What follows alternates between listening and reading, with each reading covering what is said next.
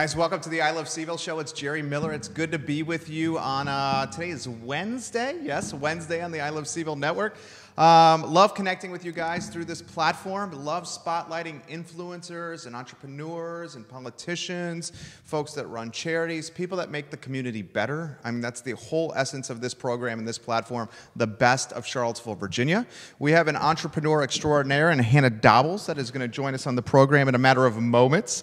She just got back from Costa Rica. I'm totally jealous. I want to get her Costa Rican escapade into perspective and how she's scaling her business. We'll welcome her very shortly to the show. If you guys can do us the favor, a handful of folks work very hard to put this program on Monday through Friday from 12:30 to 1:30. The only thing we ask in return is if you give the show a like and a share.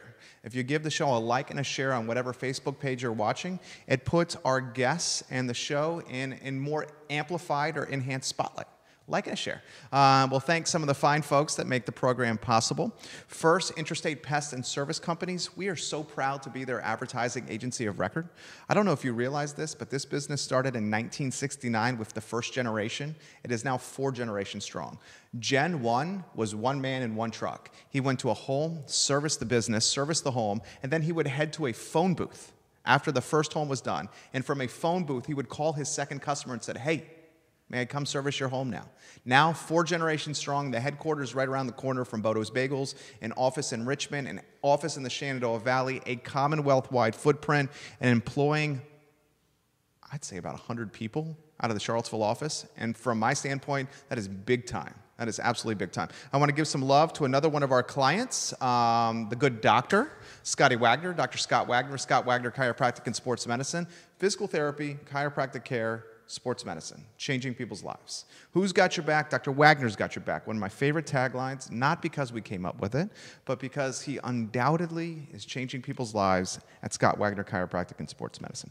Guys, I have the easy job. All I have to do is sit behind this microphone, be myself for an hour, and interview folks that I learn from every day. I feel like I get a crash course in business Monday through Friday, 12:30 to 1:30, as I feature the trials and tribulations, the successes, the struggles, what works, what's not working with the entrepreneurs we welcome to the program. It's thoroughly and truly invigorating. It's like confessional for entrepreneurs for me.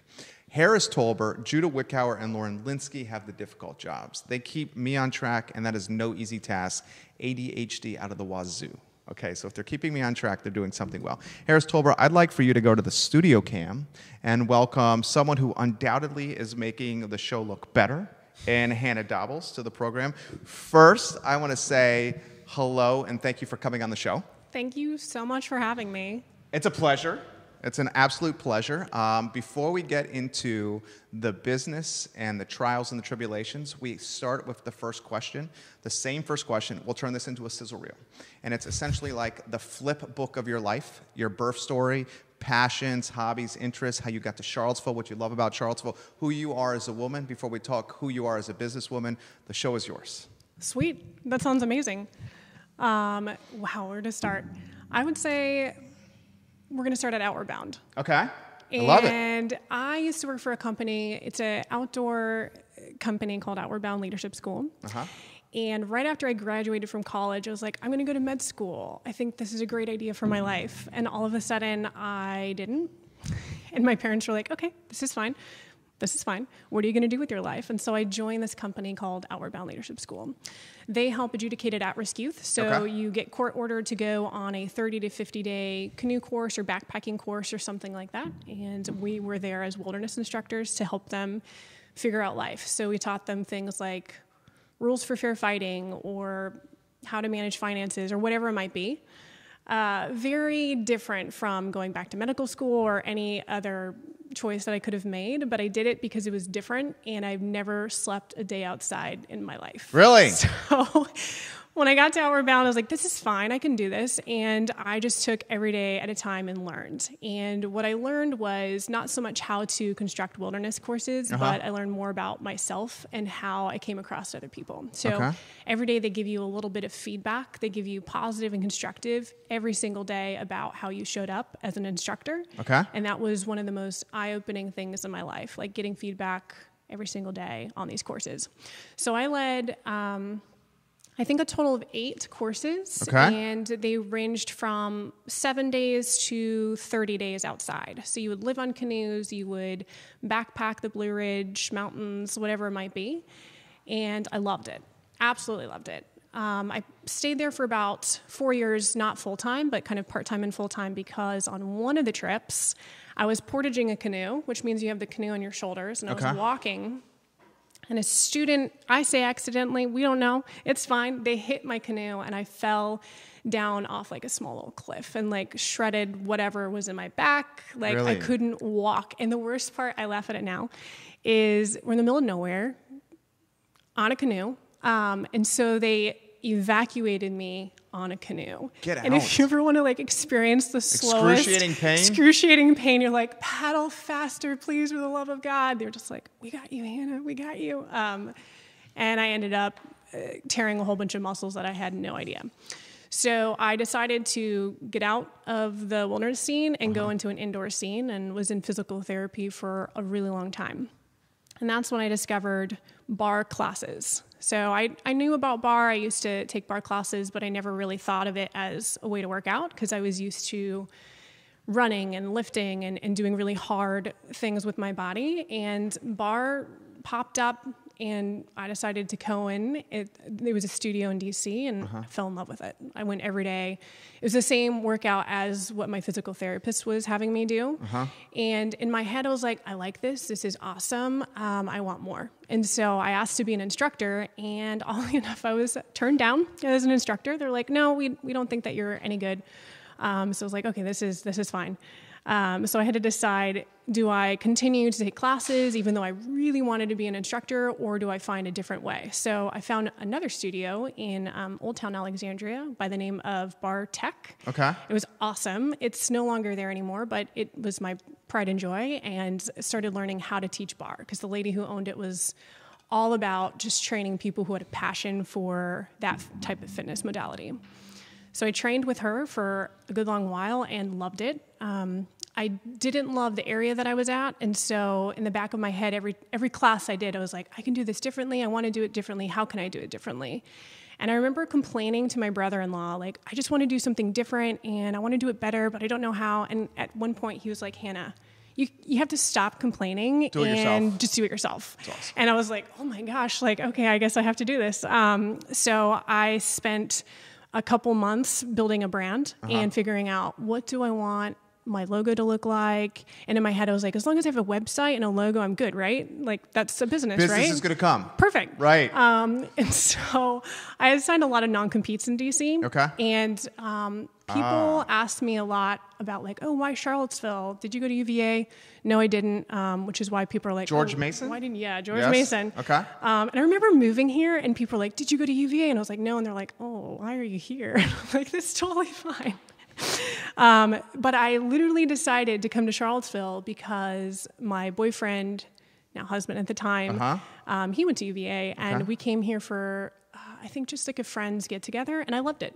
And that was the reason I came to Charlottesville. That's amazing. It was really on a whim, and I knew that I was from DC, so there's a lot of people. You can't go wrong with putting a studio anywhere, but I knew that Charlottesville had a huge college scene. It had the medical center. I knew there was enough people to create something. And at the time, there was no other studios. There was a CrossFit studio and another barre studio, and that was it. I was like, this is awesome, because I knew if there was at least people who are used to kind of niche gyms, then another one can definitely be here. So it was October of 2014 that I finished my website. I was like, this is great. And signed a lease, Water which Street, was from Water the Street. get-go? Yep. Okay. It was the first location I looked at, the only location I looked at. Really? I fell in You just love with, knew? Yeah, I just knew. I was like, this is perfect. It's beautiful. I wanted a historic space that screamed Charlottesville. And that space used to be Club 216 back in the day. And I was like, this is awesome, because I wanted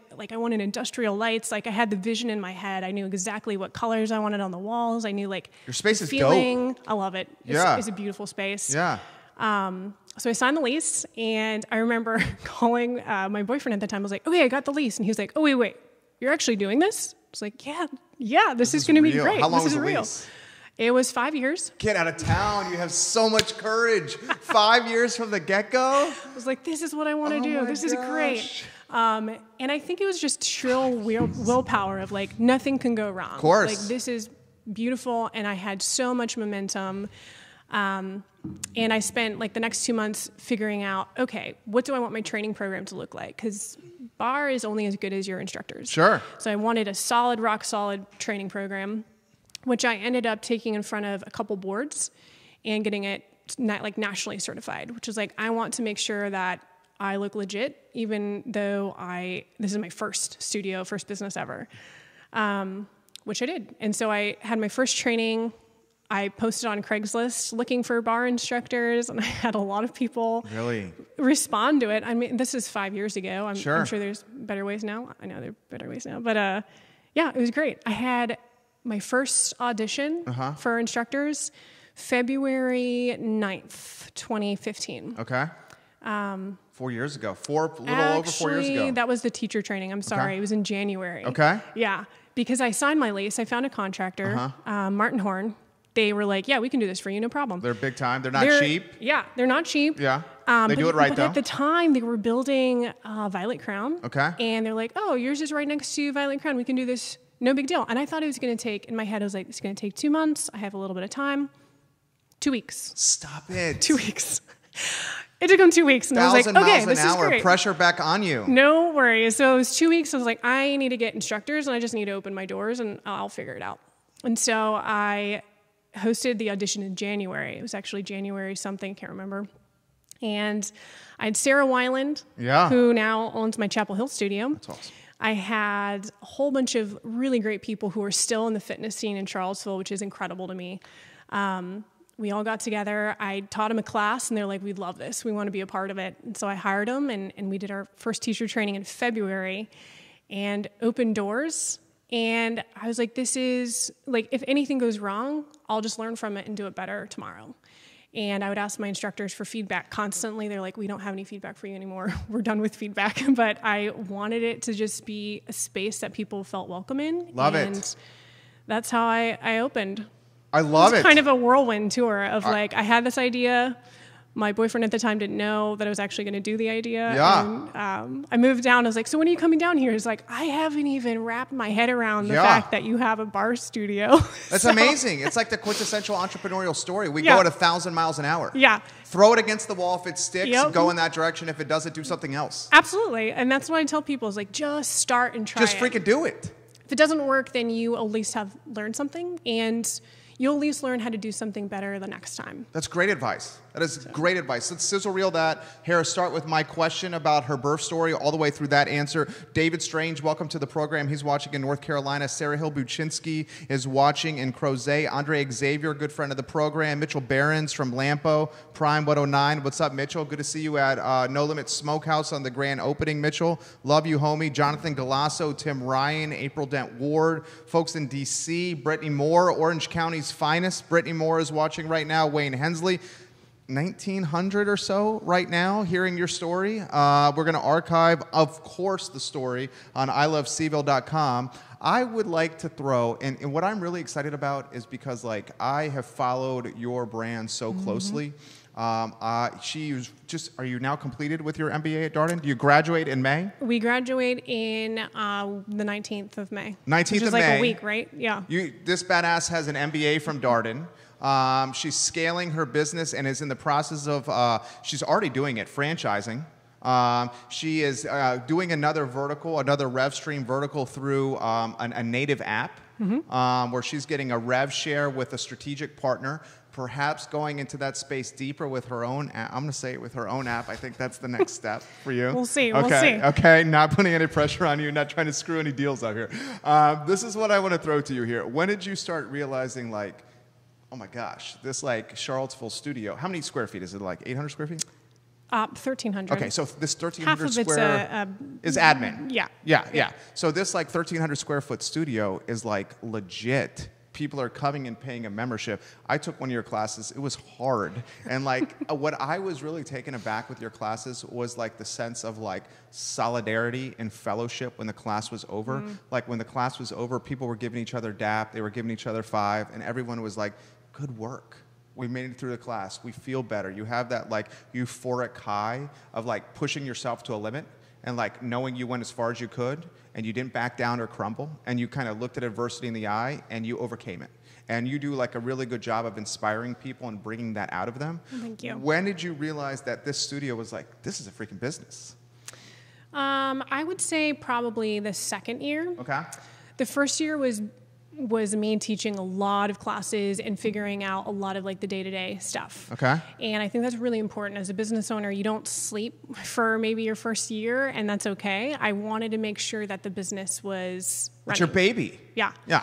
I didn't take a vacation for the first year and a half. I've taken one vacation in 11 years. It was our honeymoon. Sweet. To Hawaii for 2 weeks. Wife and I came back pregnant.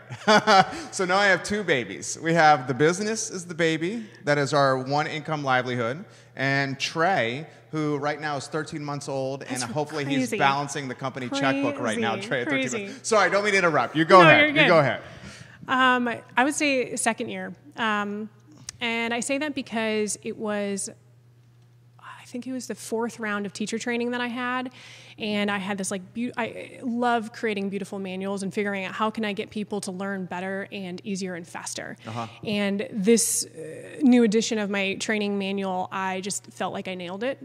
And I was just talking how to train bar instructors to these new instructors. And I like sat back and I was like, oh my gosh, this is awesome. Like they're here to learn something that I've created, and I absolutely fell in love with it. And started dawning on me like this is powerful, and this is empowering. It's empowering. But I think that a lot of times you're just going through these motions and you're not recognizing the work that you've done. And I think it's really important just to take a step back, and you don't have to be like, good job, and like pat yourself on the back, but sometimes you do. And you totally do. You have to recognize that your hard work is doing something, because a lot of times if you're not recognizing those things of what is working, what's not working, you're just going to continue in a path of negativity. Because it's hard as shit. Yeah. Right? Like, wake up, do it again. Wake up, do it again. Wake up, do it again. And then, like, every day it's like you're putting out fires, or you're, like, figuring out how to grow the business, and you're like, when does this become like what I see on CNBC with Shark Tank, and, like, where's the rock star lifestyle here? It's not. Yeah. And I remember people ask the weirdest questions to business owners, and I think they do it to try to relate to you, which is totally fine. But a lot of people will be like, "So how's your business? Are you making money?" And having that like question, I'm like, "I think so. I don't know. Does it look good? Does it look good to you?" Yeah. But it took a while.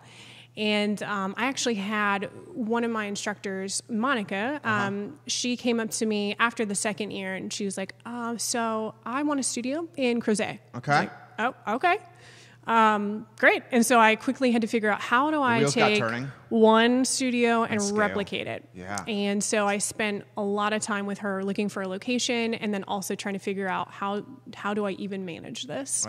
And during that time, we were trying to figure that out, trying to find a location in Crozet, which is like very difficult. Sure. There's nothing. There's no spaces. No spaces. Yeah. At the same time, one of my other instructors, Sarah, she came up to me and she's like, "Yeah, I think I want a studio." And I was like, "Great, that's fine. Let's do it." And that night I was like, "Oh my gosh, I have to come up with like how to scale and how to grow these business owners." And all of a sudden I went from one studio to 3 studios to my favorite part of the job, which is empowering studio owners and businesses. The business changed for me right then and there, and I knew that, okay, I need to find someone to take over the day-to-day so I can still continue to like push this brand. And fall of 2018, Rachel Phillips, she now owns my Charlottesville studio. She came to me and she's like, "I want a studio too." And so we were trying to figure out, do we want to put it in a different location? And ultimately it came down to the Charlottesville studio is running and thriving, and I would love for you to take over it. And I remember telling her, I was like, my goal for you is for you to do this better than I'm doing it. And for sure she is. She's rocking it. She's doing amazing things over at that location, and I couldn't be more proud. So Yeah, it happened super fast. I'm so impressed. But yeah. Like literally so impressed. That's a sizzle reel. Start the sizzle reel with Monica came to her about wanting her own studio, and end it right there with that answer. You are getting positive feedback from the stream. Leontini Clay Peck, thank you kindly for sharing the show. We are truly grateful for that. Mark McEldowney, welcome to the show. Mike Stanley, Rachel Burns, thank you kindly for watching. Give it a like, give it a share. We're talking to Hanna Dobbels, her entrepreneurial journey, her story as an entrepreneur, as a businesswoman. Monica, is it Asplin? Monica Asplin. She's watching right now. Oh, sweet. Hi, Monica. Yeah. Lionel Elderly New. I'm sorry, I'm messing your last name up. You can help me with that one. Who's that person right there? That's one of your friends. She's giving you some pressure. Adeliano? Yes. Yeah. Maddie Albert. This is the day of tough last names. Maddie Albert Gullickson. Thank you kindly for watching. I'm so sorry if I messed your last name up. I want to create one more sizzle reel. We're going to start with this question. You started here, Harris. You are this like badass, like empowered, like forward-thinking, like entrepreneurial, like courageous risk taker. You get your MBA from arguably one of the best schools in Darden in a matter of months, less than a month, right? Yeah, in like a week and a half. Week and a half. Okay, so right around the corner, week and a half. You are scaling your business to different states. You have an app where you're going to New York City in a production studio that is much better than our studio. And you are like on camera, like literally looking like a superstar. I've seen the video in this app. You're creating different verticals and different revenue streams. I think you're so impressive. This is the question I have. Okay. How do you manage the vulnerability side and the fear side of being an entrepreneur? I ask the question to everyone that comes on the program because I feel like everybody sees like what we do. They're like, Jerry, you got this bill, you got this, you got that. Like, dudes, this is like the perception. Yep. That we're trying. This is the perception that we're putting out there on the Instagram, right? Right. The picture right. on the Instagram. It's the picture on the Instagram. We're like the duck above water. We're like above the water. Everything is looking like elegant and on point and like calm. Under the water, we're working our asses off to keep that look going. Talk to me about that. Yeah. I think it comes down with being transparent. I always advocate for people in your corner that you can go to and be like, this is really hard. How do I manage this? How do I do this better? And my husband is a huge proponent of that. He hears me complain and figure out like, I'm not doing this right. And I think part of it is just being consistent in how you show up with people. I never want to make my problems other people's problems. So I try to like present something that they feel comfortable and confident and welcomed in. And the problems that I have aren't a part of that. So I think having people in your corner is just a huge, huge thing. I can't stress that enough. This is from Andre. Jerry, please ask Hanna how Darden changed her vision about her business. That was the end of the sizzle reel, Harris. Is Darden about connections or actual knowledge? And he also adds, Hanna is amazing. My wife, Charlie, loves taking her classes. She's an absolute fantastic instructor. So his question, ask Hanna about how Darden has changed your vision on business and whether or not the connections and are actual knowledge. Yeah. I remember my first day at Darden meeting the amazing people that are in that program and then just sitting down like, crap, I don't know anything. Yeah, you felt intimidated? You're so intimidating, but the other good thing about Darden is that it's very inclusive, it's very welcoming, but it was very humbling being the person that I felt like low tier. And I say that with humility because there's so many people doing amazing things all the time with Darden. So that's one, it's very humbling. And two, it opens your eyes to the possibilities of what you can accomplish. There's a lot of different avenues, different like venues that you can go into and do, but they're very, I feel like Darden gives you this sense of more empowerment, like you can do anything. How can we get you to do it better? So they're more of a leadership school and business school. Like you learn the business stuff, you learn accounting, you learn finance, barely passed finance, totally fine. But they're really pushing you to get out of your comfort zone and to start thinking ahead. Like how can you start thinking, you're doing things great now, but what does 5 years look like? What does 10 years look like? How do you get from here to there? A lot more than I thought. Love it. Grace in Richmond, Grace Australia, she says, Jerry, we're watching in Richmond. We love the interview. We love the show. Please ask Hanna what she would do differently now with the benefit of hindsight with her business. Good question. Yeah. I would be less reactive. Okay. I can totally relate to that. So, yeah, I've actually been writing things down of like, what am I remembering? What am I learning about my first and second year of owning the business? And I think when you are in it, you're constantly in it. Like there's no escape from your business. And so I think one of the biggest things for me is like, I wish I can go back and be less reactive and just tell myself, it'll be okay. Like whatever happens, like if you fail or win today, then it'll be fine and you can learn so much from it. But I felt like I had to present myself as kind of not knowing it all, but like I've got it for the first year and second year. Sure. And well, the reality is we have no idea. Yeah. You're kind of like, how are you doing? It's like trial and error. Awesome. Yeah. And so I think just being less reactive to even just like internally to myself of like, what am I telling myself about what I'm doing? I love that question. So let me throw this to you here. As far as the business goes and as far as Darden, and this is a tough question, do you think you would go through the Darden experience all over again? And what was like the tangible value proposition? I know you talked about leadership. I know you talked about taking it out of your comfort zone. But now walking down the lawn, graduating, A, would you do it again? B, can I ask you what kind of debt is accrued from an MBA?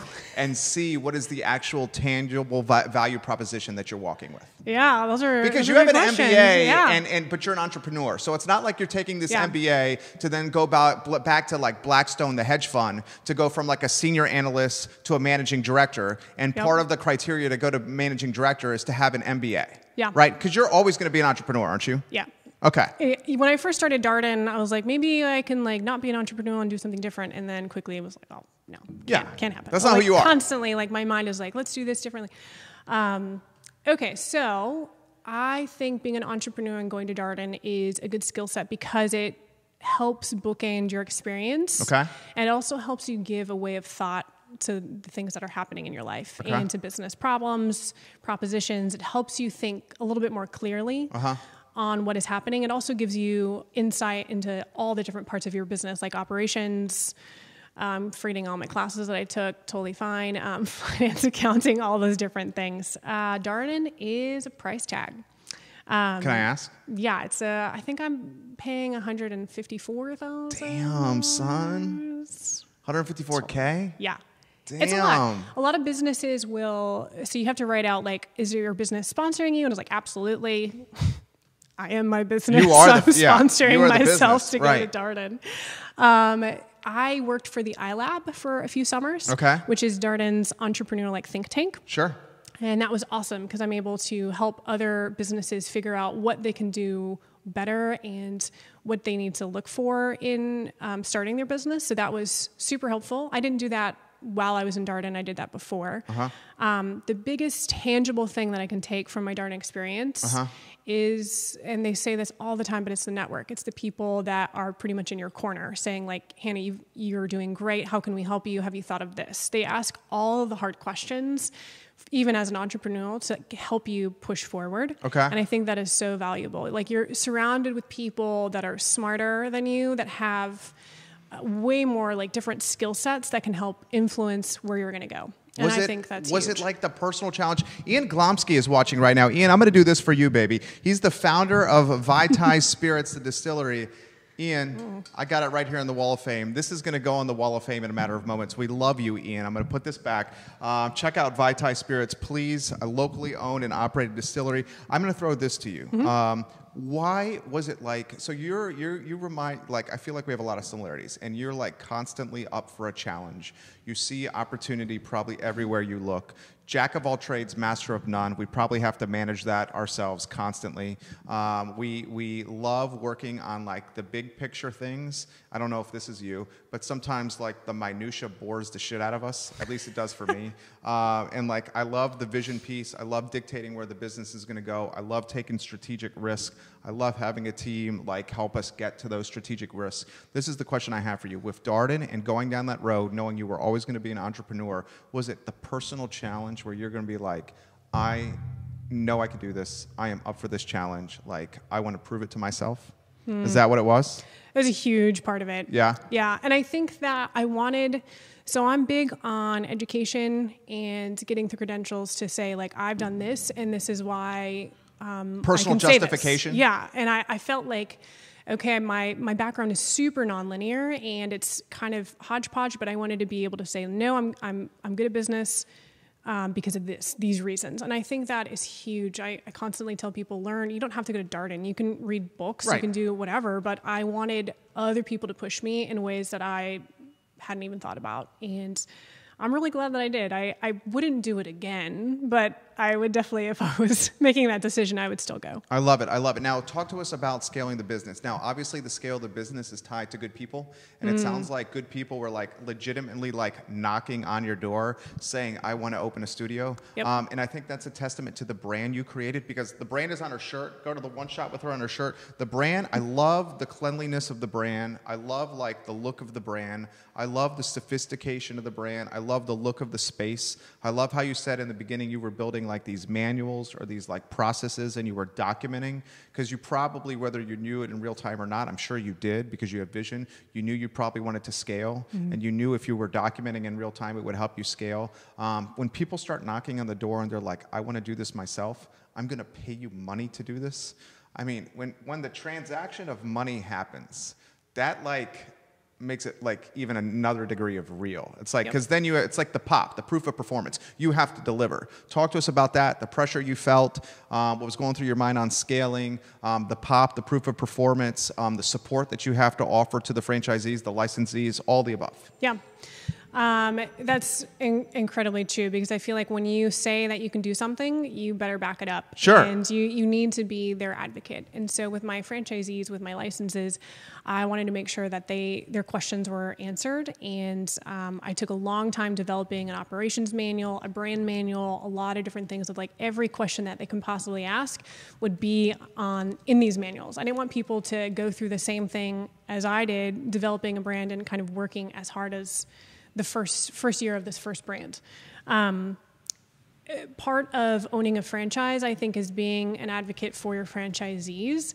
And so part of me, like, I feel every failure is my failure. And so their success is my success, but I feel more if it's failing or if it's not doing well. So I want to make sure that I give them the support, whether that's lending a hand in their build out, painting walls, whatever it might be. I absolutely love that. But part of it is just throwing conversations of, how do I have this hard conversation with an instructor? Or how do I get someone to be performing better? Like, I love helping the studio owners develop as leaders. Sure. And that's my favorite part. Because your success is tied to their success. Yeah, so everyone has skin in the game, and you want all your studio owners to like boom and have first quarter be the best quarter, second quarter be the best quarter, Q3, Q4 be the next best quarter. I totally get that. Talk to us about, if you don't mind me asking, and welcome Todd Proctor, Stephanie Wells-Rhodes, Karen Straley. Welcome a couple hundred additional people to the program right now. You're crushing it. Talk to me about the hardest conversations that you have to have with studio owners.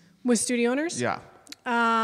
So I'll talk to you when I was opening the studio with Sarah in Chapel Hill. Okay. And that was the furthest initial. Is that the furthest one? Yeah, we have 3 for now. Okay.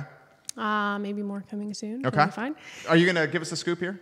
Maybe. Okay. Possibly. All right. No pressure. Nothing's no pressure. signed, so I can't really. Okay. No pressure. No pressure. So I remember giving her, like, I have a 20 weeks before your studio. So every week has a different to-do list, a whole bunch of stuff. So I just want to make sure that they feel like, okay, everything is daily and weekly, and it's not all at one time happening, if that makes sense.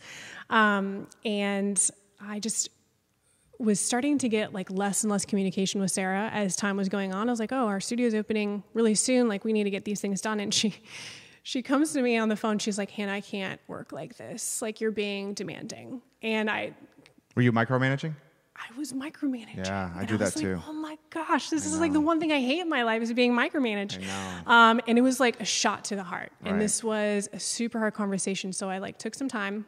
We took some time because I was there in Chapel Hill helping her open all this stuff, and realized that in my head, like, I was like, this is the stuff that needs to get done. No problem. Are you a perfectionist? Boom, boom. not perfectionist, OCD? but I'm just like, let's get it done really Okay. fast. Okay. But I wasn't giving her the space to kind of let her studio sink in, figure out what she needed to do. Her priorities were not my priorities, like as far as the build out was concerned, of like what needed to happen. And I was crushed because I was like, wow, I'm like the worst leader ever. I wasn't even seeing how she responded to any of this, and didn't ask her at the first start of the whole thing, like, how do you like to be talked to, and how do you receive information? How do you receive to-do lists, stuff like that. And so we kind of had a small little meltdown, aka me had a small little meltdown, and finally was just able to go to her and just apologize and say, I'm so sorry. I didn't realize what I was doing. How can I be a better leader for you? And how can I be a better support? And that really taught me so much of every person is going to be completely different in how they respond to you. I struggle with this, man. I struggle so much with this, and I'm like learning from you here, because like that is my worst quality, running this business. These businesses is like, and Harris Tolber, you get on the microphone here. Newest addition to the team, Western Albemarle, JMU graduate with honors, smart ass dude. Judah Wickar, if you had a microphone over here, he's just laughing at me right now. Would you say I'm a micromanager? You would jump in here. I mean, I try not to be Harris Tolbert. Jump in here. Give me your perspective, man. Well, I think that, let me just make sure. Okay, yeah. Well, I think that kind of our dynamic is like good, because, and I think that kind of the way that Hannah's describing is like, you need people on your team that are like almost pushing you farther than you think you can go, so that you have to rise to the occasion. So like, it's good. A little micromanagement, I think, is good, because it pushes the team forward. But at the same time, I think it's important to like, let people like have faith in your team, and like make sure that, trust is like a huge thing on any team to be successful. So I think that's another big factor. I feel like you side-skirted that question right there. Micromanager? Do you say I'm a micromanager? No comment. You can plead the fifth right there. That's totally fine. He takes the fifth. Jamie Freeling, so proud of you. Hanna Dobbels-McCarthy, you are such an inspiration. I'm loving the show. Thank you, Jamie, for leaving that comment. Valerie Hill, Tammy Folks, Monica Asplin, Andrea Foyle. A lot of folks watching right now. Give the show a like. Give the show a share. Let's throw this question to you. Mm-hmm. When did you decide to like... Okay, you have this infrastructure that's growing from a brick and mortar standpoint. I'm sure the concept is like, by year this, I'm going to have this many locations. By year this many locations. You now have an app, and you formed a strategic partnership with someone that has some momentum in the app space. I'm going to get it out of the way very quickly on this question. What was your thinking with getting in this space with your brand? Because these are ubiquitous. Yep. Yeah, you can take them anywhere. I have been thinking about this for probably a year and a half, and all of my instructors are probably like, God, Hannah, make a decision. I wanted to make sure that my studios were empowered with everyone around them, and that the app was not going to take place of personal interaction with the studios. So that was the biggest thing. Like, I did not want people just to use the app in replacement of people. So that was something that I was struggling with for a long time. I also didn't know if I wanted to invest some money or have someone record me. Like, there's a lot of costs associated with film, as you might know. Yeah. And so I was just going back and forth. Three people are working on this show right here. Yeah. And that's not a New York City studio with New York City overhead. Oh, man. I can't even imagine. No, I won't even go there. So those what I was thinking. I was like, I really want to make sure that this is adding value to my studio, to the brand, but not only that, to my studio owners and their locations. So I didn't want anything to distract from that. But a lot of players in the world, bar studios, already have apps or an online presence that doesn't seem to distract. And so I knew that like this, if I add something in the app space or online or anything like that, it's not going to distract. And so I found this company called NeoU. Okay. I mispronounced it several times. I felt so bad. Okay. So it's NeoU. They're awesome. They have been doing online streaming since September. So they're pretty new to this space. Okay. I applied to be basically a beta personality. Yeah. Personality on their whole app. And I wanted to do it because I didn't want to invest the money in the filming, and they wanted to film me.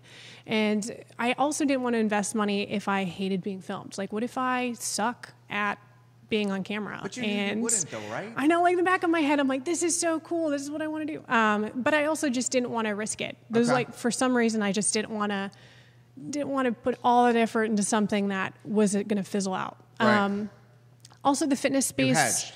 Yeah, like the fitness space is disrupted constantly with different apps. And I felt like, oh man, everyone is online. Everyone has an Instagram profile that has some, whatever in my head, like I had all these things like telling me like, don't do that, maybe do that, don't do that. And this was the first time in my business that I had been this indecisive. Usually I make a decision. It's like, okay, that failed miserably. Like, what can I learn from this? Well, Or this this is like was a great. brand new business. I mean, Yeah. it's tied to the brand. Tied to the brand, but it's it's a very funnel different. within the brand, but it's a brand new business. Yeah, for sure. So I went up to New York and started filming for them and loved it. Absolutely loved it. And I loved it because they are so inclusive. They absolutely they facilitate these amazing video productions, but then on top of that, they love everyone. Like they're complete experts in their field.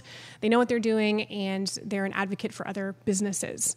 And I fell in love with them. So that was my first introduction to being on an app, to having things filmed. And I learned a lot. I learned like, how do I interact with the person behind the app, the person that's at home? That person is just as important as the person in a studio. Love So it. it was really fun, super fun. So now is the next step to like further, I mean, it feels like you have almost like two brands. You have the Barre.d brand and you also have the Hanna Dobbels brand. Is the next step to continue building both brands as strong as possible? Yes. Okay. Yeah, for sure. I am trying to figure out how I want to scale like brick and mortar. That comes down to finding the right people to partner with. Always, it comes down to the people. Sure. And also with the app, we're going to go film a little bit more in July, which will be a lot of fun, and then figuring out another step for the online presence. Okay.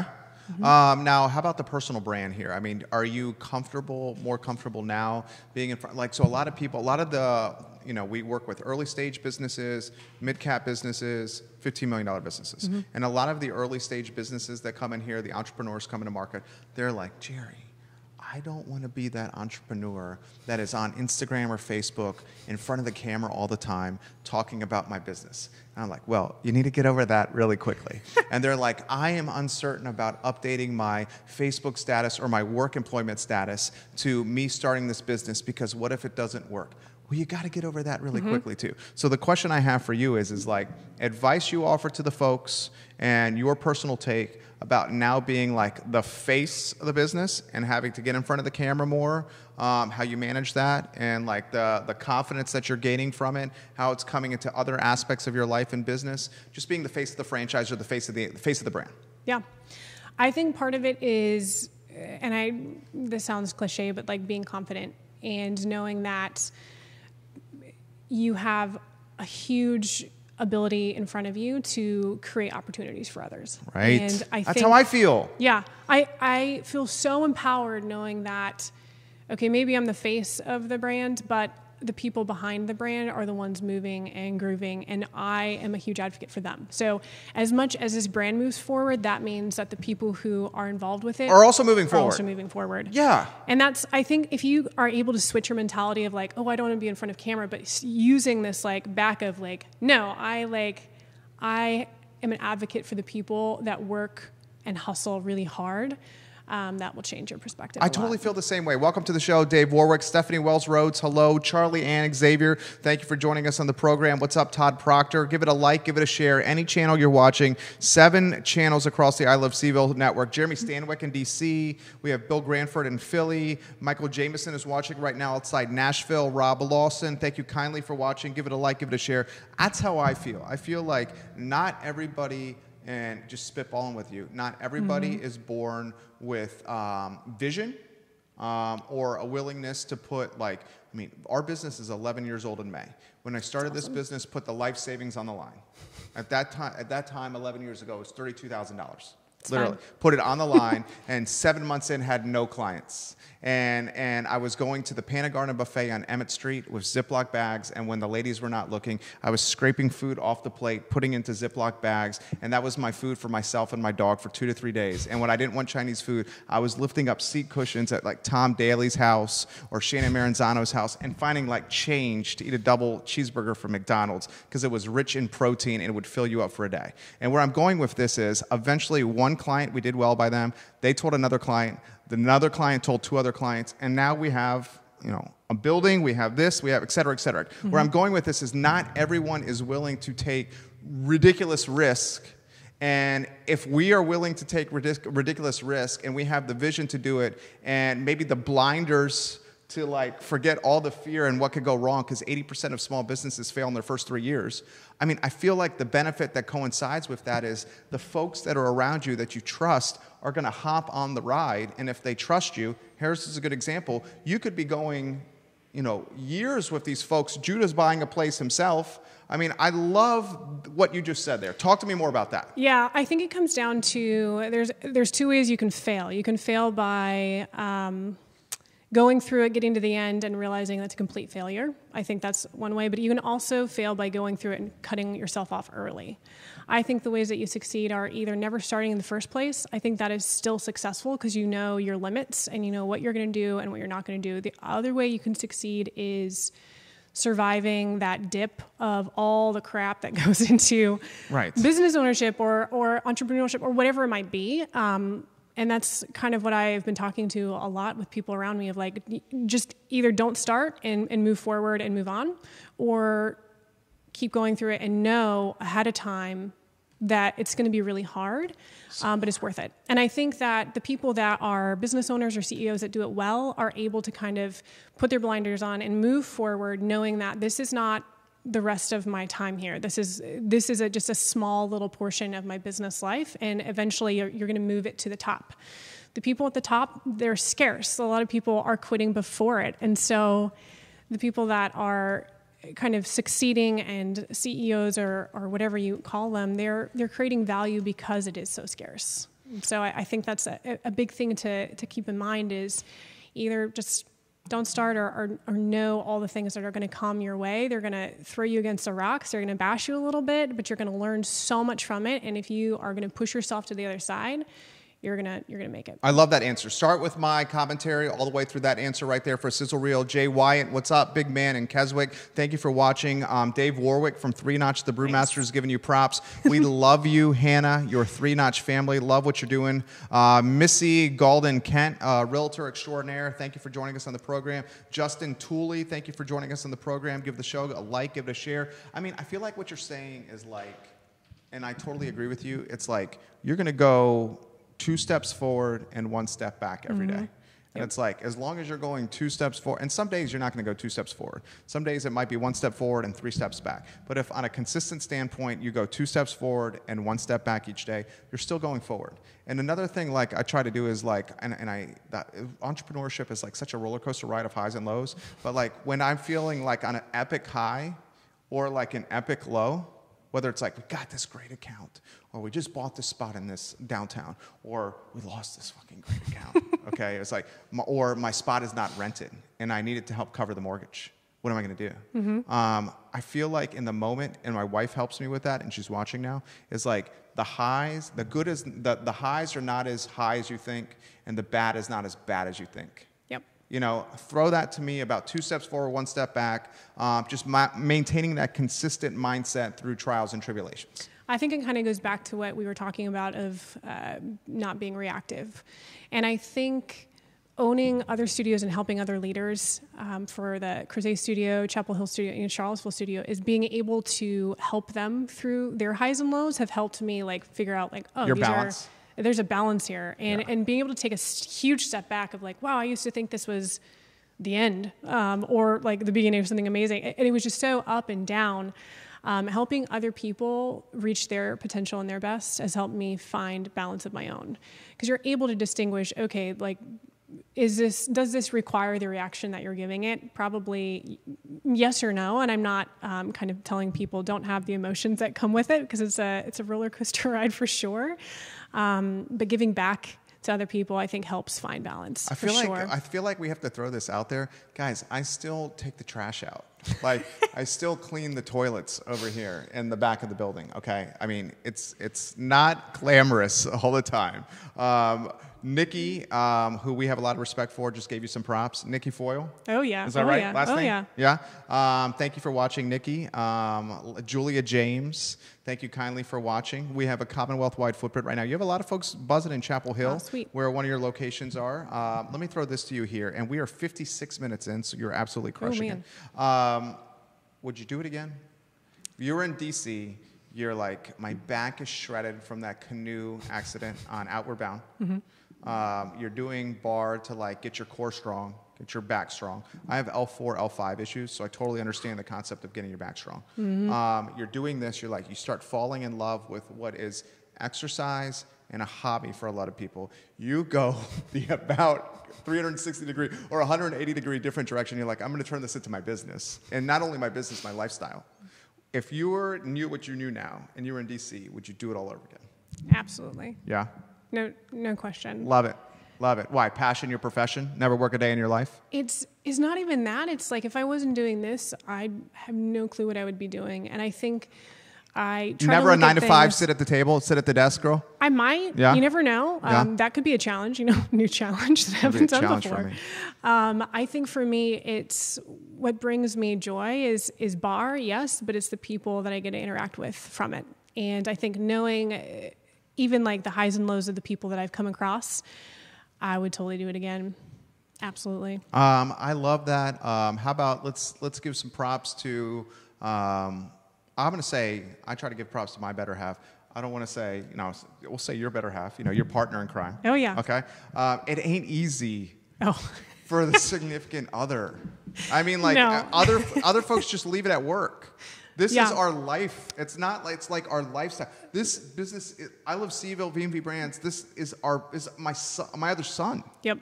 This is 10:30 at night when I'm like checking email and Nick's like, what are you doing? I'm like, no, I have to respond. Yeah. I have to respond at 10:30 at night. I had that conversation last night. Oh, sweet. Yeah. Yeah, talk to us about that. Give some props. I mean, like, managing. Do you manage the balance? Can you do that? I'm not doing that well. I think, I've done good and bad. Okay. And I used to think, man, he needs to be at all the events. He needs to be everywhere. But then I'm like, oh my gosh, Nick has a totally different life than me, but he has completely different strengths than I do. And it wasn't until we got married that I realized, let's leverage these strengths so that both of us aren't high strung. That's like a great idea. And so he's very calm. He's very sweet. Are you high strung? A lot of so energy, high-strung. a lot of energy that comes out of me, but it's fine. But I think like figuring out how can we have fun together? How can we just have some space, some time that's not distracted by everything, like turn your phone off for 2 hours. I think all those little things we try to have like unplugged. We do it. It's like an addiction for me. Yeah. We've been better, I would say, this year, which has been really, really helpful. And also just showing up and being each other's like greatest fan, I think is the biggest thing. And knowing that in the back of my head, like I have someone who's always going to be there. I mean, he's tied to me in case anything goes down. So it's like, well, I guess we're in this together. Right, you both have skin in the game. I can totally relate to that. Bob Shotta, welcome to the program, guys. Give it a like, give it a share. We're winding down the interview with Hanna Dobbels, who's just a rock star. She's scaling her business. We will archive the interview in totality on ilovecville.com. We will syndicate it across the I Love CVille network for 30 to 45 days, including the sizzle reels. Let's create a sizzle reel here, Harris. I'm having you grind here. And please do all the sizzle reels. I think she's crushing it. What advice do you give? Any advice? What advice do you give to, you said you're 31?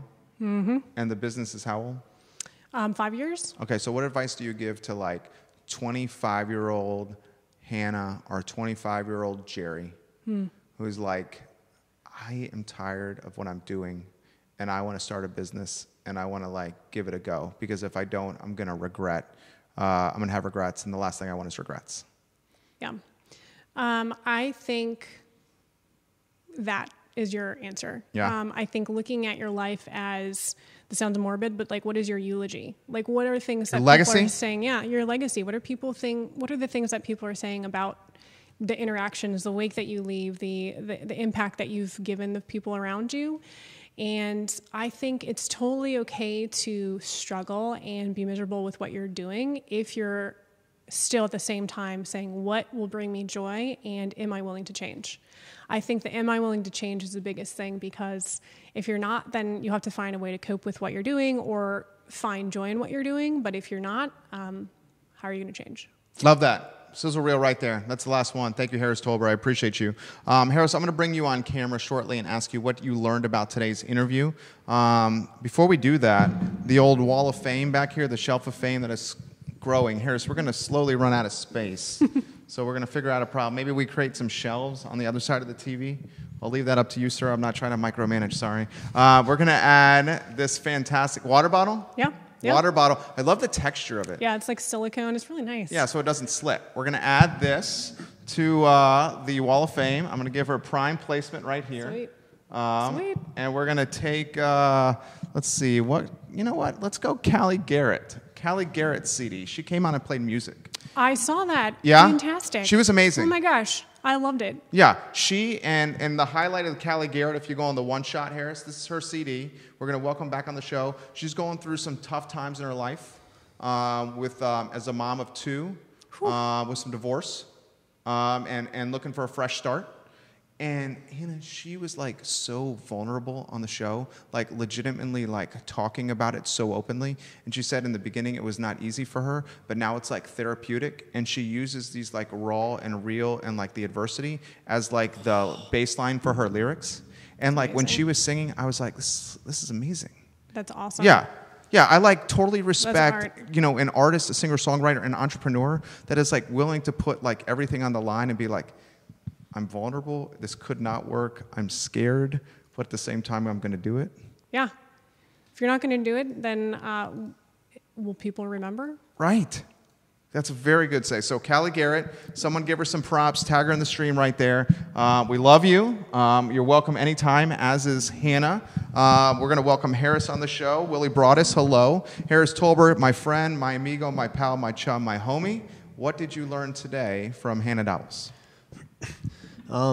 Well, I learned a lot about essentially kind of taking your life into your own hands and just kind of, you know, pushing yourself to make things happen and take some risks. You know, I'm continually impressed by the amazing entrepreneurs we have on this show because, I mean, they have guts. I mean, to just go out and you know, take an idea that they enjoy and turn it into something that they can, you know, turn into their lifestyle and make it profitable and pursue their dreams. It's incredible. So it was fun to have Hannah on the show and to talk about those things. We appreciate having you. Thank you. Yeah. Thank you so much. Well said, Harris Tolbert. Love that answer. I'm going to give you some props. Thank you. You crushed it. Sweet. Seriously, you crushed it. We close the program the same way every time. And guys, at 3 o'clock, we have What's Barking Local, an offshoot show on the I Love CVille network that spotlights the fabulous animal community in Central Virginia. So make sure you join us at 3 for that. We close the show every single time. And what we're trying to do at I Love CVille is try to leave Charlottesville in a better place than when we first arrived. We are a for-profit business, but we're social entrepreneurs, or what I like to call conscious capitalists. Conscious capitalists that are focused on giving these guys raises, paying the bills, but also leaving Charlottesville in a better place. We're trying to do that through the show. What we're also trying to do is encourage everyone to embody the golden rule. I'm not going to make this about religion. I am going to make this about treating others how you want to be treated yourself. If we treat others with respect, just like we want to be treated ourselves, that is going to have a viral impact across Charlottesville, Central Virginia, and the world. And the world needs this. Charlottesville needs this. Central Virginia needs this.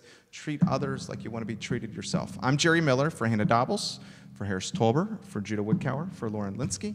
It is the I Love CVille show on the I Love CVille network. We will see you tomorrow at 12:30.